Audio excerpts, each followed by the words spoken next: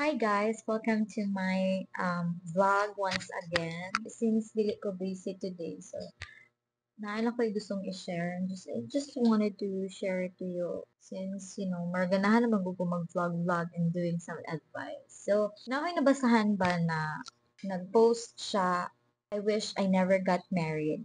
So, sa una-una, married siya, kitang mga dili married, we wish to get married, diba? Especially pag, you are ready with your partner, na love ni mo sa ko partner. But yeah, I realized that maybe there's something behind it. That's why daghan kay mga failure marriages today. That's why at my age nga, I am already 28, I didn't rush in getting married. We took our time, 'di ba? Daghan na mga teenagers karon nga nag-love lang sila. Dayon, ang binilag kato na. Wala nila realize nga taas kay proseso before getting there. In getting married, we spent years planning the wedding, the savings, the setting goals, building something that would last. Mo na yung setup that you need to undergo before getting into that point. So for me, it begins with iyang post. Ana siya nga. It begins with feeling like you do anything for this person, um, like you never stop loving them, but one day, years later, you wake up next to someone who feels like a stranger. So that's the thing that I am very afraid of. Mumata na lang bitaw ka one day nga. Mura kag nagkuyog og strangers nga murag si kinsa man ni siya. So dito na nimo nakita ang tanan niyang batasan, di ba? So when you get married, or kung naamo sa simbahan, di ba, mag-promise mo nga for better, for worse, mao man na jud ang mga vows didtoan ninyo sa simbahan. Which is, yeah, it should be like that in real life. Dapat through thick and thin, for better, for worse, kuyog jud mong duha. But how if gusto lang day mo magkuyog for better, but not for worse, so it's useless. That's why I came up to this idea na I always tell this to myself. Yes, I love this person. I really love the person that is present to my heart right now. But you have to think twice nga if dagang mga red flags, safe na ba mo if makasal na mo kamong duha nga wala na yung cheating nga mahitabo, wala na yung mga third party nga ano ba. So I'm asking myself, if the man truly loves you, dapat consistent siya for the whole time. For better or for worse. Bisan wala pa mo nakasal.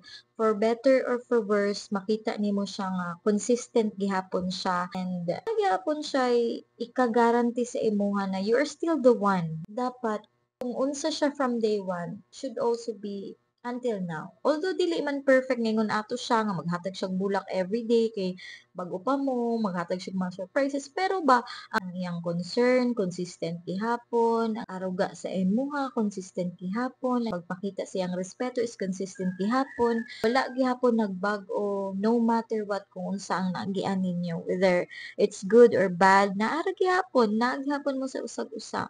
It's an open communication because for me, I always ask my partner, especially if I feel like dugay na mo nagkuyog, especially when you're in one roof, makailan na kasi mong partner unsa siya, bisan iyang sinaninaan, iyang ginhawa, ang iyang lihok, ang iyang bisan pag unsa na agamay.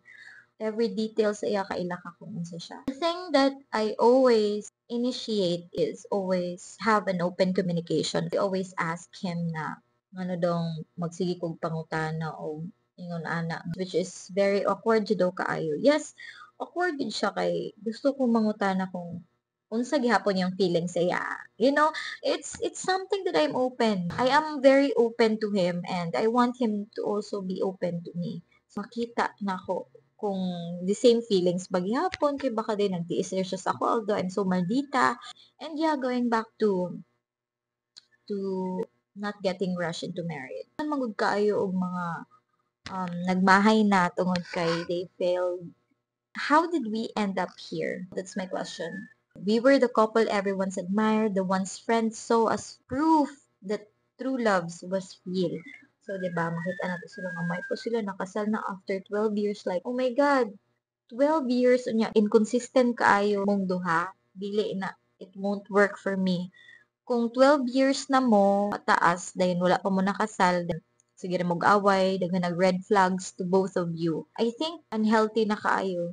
You just stay together maybe because na mo'y anak, mahadlok lang mo mag-inusara. Pero if that 12 years na both of you naanad na sa usag-usa, like na to the point nga murag red flags na, like daghan mag-inom-inom, nang cheating ana, daghan man gud siya og factors na makaingon jud kag red flag na ang relationship. But the thing is, kung wala na siya pero throughout the 12 years consistent mo nga walay mga cheating nang hitabo, normal lang na iaway. I mean, walay pasakitan kasi red flag na na pag both of you magpasakit na mo sa usag-usa, diba? Ako sa dyan nang gi-trained akong utok nga, I don't want to get rushed to get married tungod kay daghan kay mga failed marriage ang rason wala nila na ila-ila. Wala nila na ila-ila kung kinsa ilang napilian. Even my mother would say na, ano sa pa maka magpakasal, kano sa pa mo magpakasal? I would always say na, I need to get to know him more. Dili ko gusto nga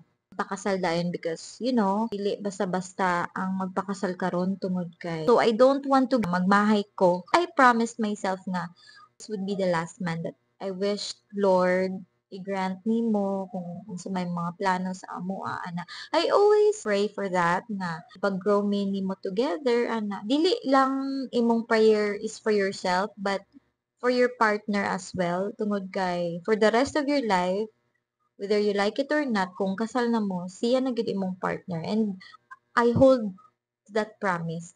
Never get married nga magdali-dali. Ako man good, for me, it's a trial marriage because yes, I have a live-in partner and we've been together for 4 years. Yeah, it so happen nga na mga imperfections, na ay mga hitabo nga katong nag-LDR me. He told me na dili ko mulakaw but then I really because I have my dreams also. So dili day pwede nga imong biyaan lang sa ere mo ako. Na siya trauma about LDR so that's why it happened. So I give him a second chance, okay? So we're okay. He's very consistent kung unsa siya day one na nakilala na ko siya up until now. He's okay for me.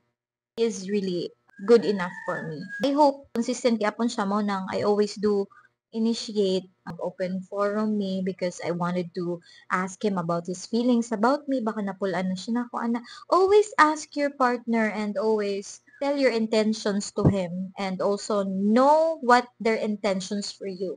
Kasi I don't want na failed na pod kung na ako'y mga gusto, nami mga plano. I want him to be ready as well, especially me, myself.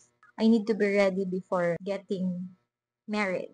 And that's also my kind of opinion. I hope you get me. Thank you guys. And, thank you nga nang minarapod mo um, bisan og useless kay ni ang akong vlog. So, bye. Once again, thank you.